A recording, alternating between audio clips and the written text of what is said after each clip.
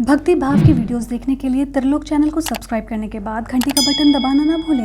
हर महीने की कृष्ण और शुक्ल पक्षों को त्रयोदशी के दिन प्रदोष व्रत रखा जाता है। ये व्रत मंगलकारी और अत्यंत कल्याणकारी माना जाता है।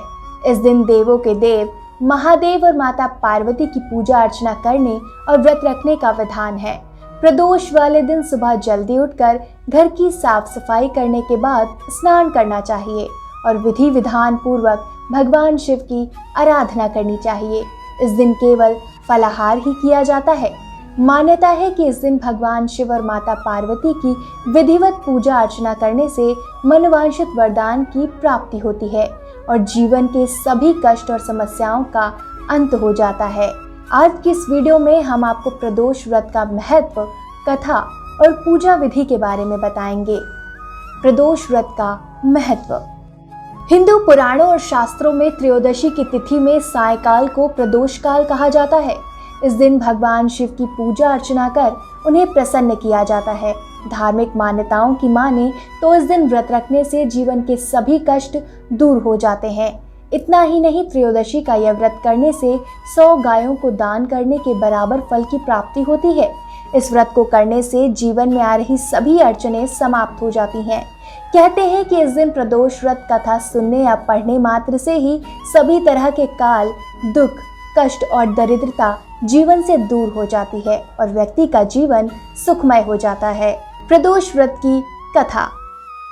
पुराणों में प्रदोष व्रत की कथा को बहुत ही महत्वपूर्ण बताया गया है। इस कथा को पढ़े या सुने बिना प्रदोष व्रत पूर्ण नहीं होता। इसलिए जो भी व्यक्ति प्रदोष व्रत रखता है उसे प्रदोष व्रत की ये कथा अवश्य पढ़नी या सुननी चाहिए। कथा के अनुसार एक बार इंद्र और वृत्तासुर के मध्य बहुत ही भयंकर युद्ध हुआ। सभी देवताओं ने मिलकर वृत्तासुर की दैत्य सेना को हरा दिया, जिसे देखकर वृत्तासुर बहुत ज्यादा क्रोधित हो गया। उसने अपनी असुरी माया से एक विकराल रूप धारण कर लिया, जिससे सभी देवता भयभीत हो गए। वृत्तासुर के विकराल रूप से बचने के लिए सभी देवतागण गुरुदेव बृहस्पति की शरण में गए और उनसे कहा कि हमारी वृत्तासुर से रक्षा कीजिए। तब बृहस्पति महाराज ने कहा कि पहले मैं तुम्हें वृत्तासुर के वास्तविक जीवन के बारे में बताता हूँ। इससे पहले वृत्तासुर राक्षस नहीं बल्कि वह चित्ररथ नाम का एक राजा हुआ करता था, जो शिवजी से मिलने के लिए अपने विमान में बैठकर कैलाश पर्वत पहुंचा। वहां उसने माता पार्वती को शिवजी के वाम अंग पर विराजमान देखा।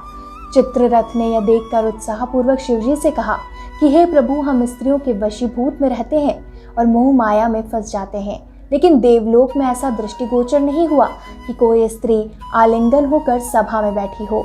चित्ररथ की ऐसी बातें सुनकर महादेव हंसकर बोले, हे राजन, मेरा वैवाहिक दृष्टिकोण थोड़ा अलग है। मैंने महाविष का पान किया है, फिर भी तुम एक साधारण मनुष्य की भांति मेरा मजाक उड़ाते हो।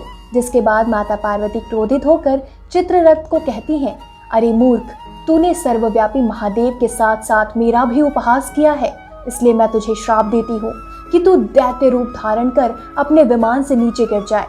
पार्वती जी के श्राप के कारण चित्ररथ को राक्षस योनि प्राप्त हुई। फिर त्वष्टा नामक ऋषि के तप से उत्पन्न होकर वह वृत्तासुर नाम का एक राक्षस बना, जो बचपन से ही शिव भक्त था। अतः हे इंद्र, तुम बृहस्पति प्रदोष व्रत रखो, जिससे भगवान महादेव तुमसे प्रसन्न हो जाएंगे और तब तुम उनसे वृत्तासुर को मारने का वरदान मांग लेना। देवराज इंद्र ने गुरुदेव की आज्ञा से विधि विधान से बृहस्पति प्रदोष का व्रत रखा, जिससे महादेव उनसे प्रसन्न हो गए।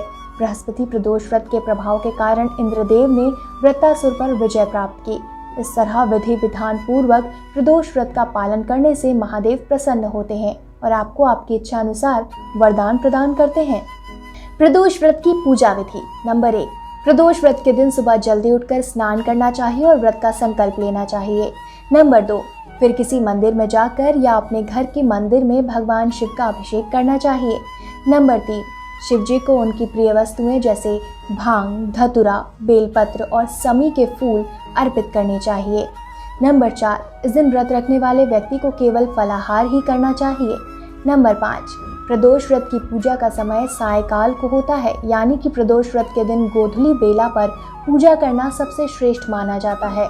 नंबर 6, पूजा करते समय भगवान शिव के मंत्र ओम नमः शिवाय का पाठ अवश्य करना चाहिए।